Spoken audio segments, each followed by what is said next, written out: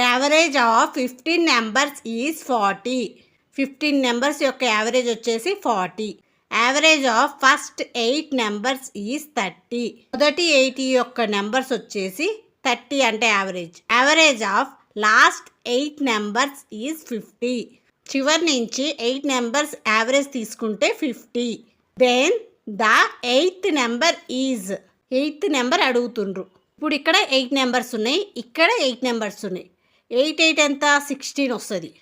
ఇక్కడ ఎంత ఉన్నాయి 15 నెంబర్స్ ఉన్నాయి. అంటే 16 నెంబర్లో నుంచి 15 నెంబర్ తీసేస్తే మనకి ఏమొస్తుంది, ఒక్క నెంబర్ వస్తుంది. 30 × 8 ప్లస్ 50 × 8 × 8 మైనస్ 15 × 40. 15 × 40 3 8 24 జీరో అలా రాసేసుకున్నాం.